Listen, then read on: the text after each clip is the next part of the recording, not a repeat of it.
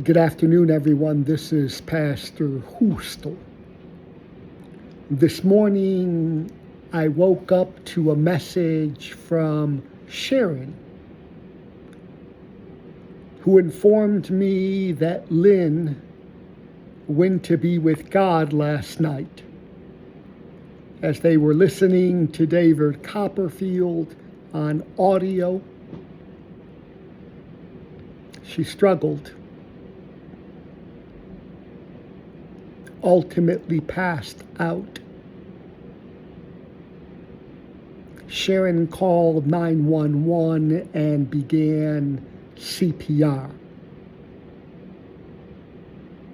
Unfortunately,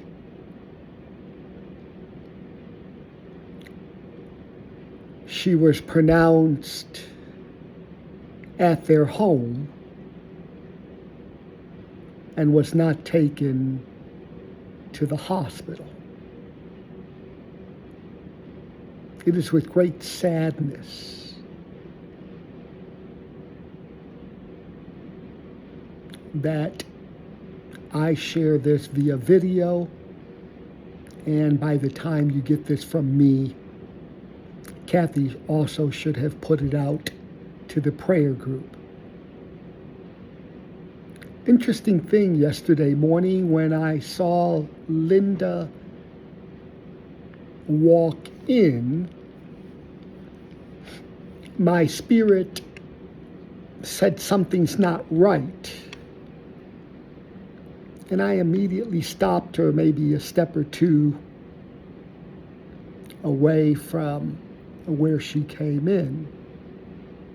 And I asked her, "Are you okay? Is everything all right?" She kind of turned around and looked at me and told me that she was having trouble since her last treatment, that she was short of breath. Sharon shared with me that she hadn't bounced back from her last treatment last week, and she was having some difficulty breathing. But as you know, probably far better than I know, Linda always bounced back. And this time, unfortunately and regrettably, she was not able to. And I know that many of you, including myself, are friends to both Sharon and Linda. And we will certainly miss her.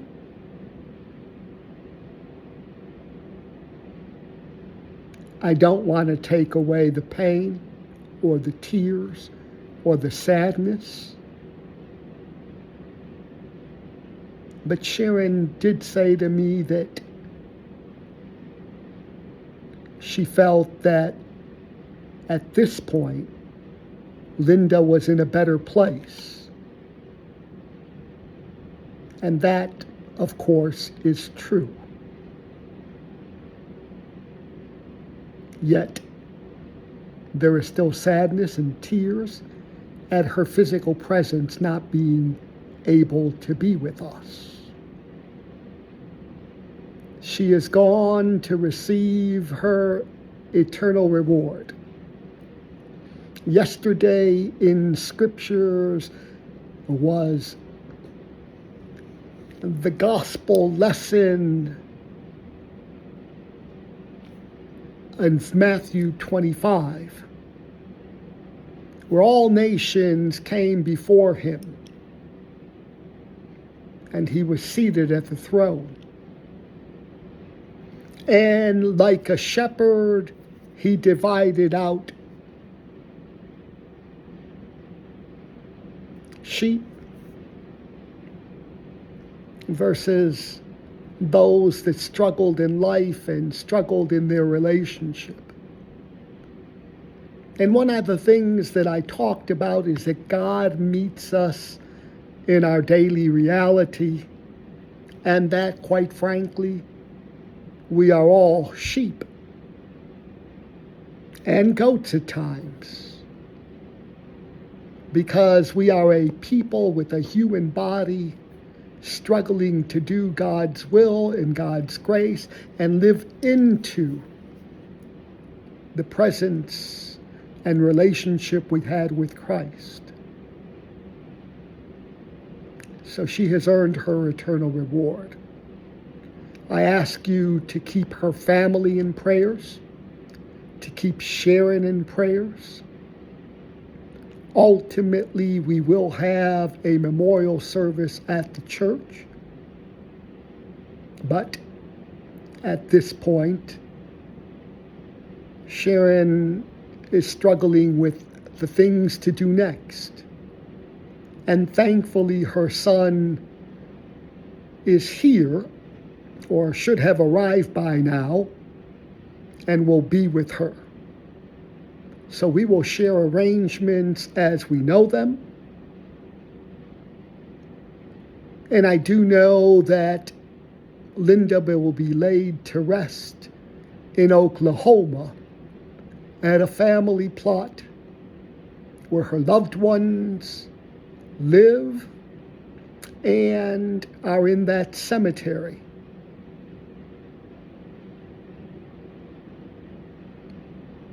Please keep Linda, Sharon, their families, loved ones, and yourselves as loved ones of Linda in our united prayers. I do want to mention, changing the subject very quickly, that this Sunday begins Advent, and we hope to see each and every one of you there, including some of you who have been traveling or have not been with us recently. We hope that you'll come home and that you'll celebrate with us. This year, as I said in church yesterday, we are not asking families to light the Advent wreath, but rather ministries of the church. So this Sunday, the first Sunday of Advent, it will be those who are engaged in and supportive of our food pantry. Trudy will organize that one. On the 10th, it will be the leader of the women's Bible study and participants in that service who will light the Advent wreath or candle. On the 17th, it will be the book club, who is also led by a Linda, who will take charge of that one and have a group of participants of the book club help to light the Advent wreath, the candle. And on Christmas Eve, we will have our bike ministry represented, and they will have their participants and take the lead. Thank you for all of you who have chosen children off the Christmas tree. And I was amazed and surprised at how many Christmas gifts were already there. Quite frankly, what I originally thought is, we need to get shopping for the 2 kids that we chose. Know that you are loved. Know that you are cared for. Know that this is a somber day. And together, we will wrap around Sharon, Linda's family, her loved ones, and each other, and celebrate her life and her eternal reward. Let us go in silence for a second.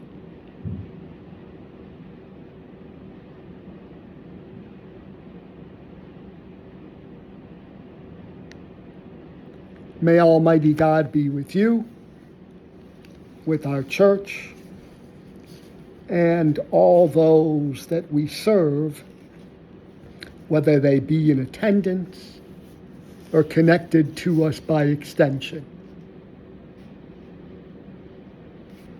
God bless.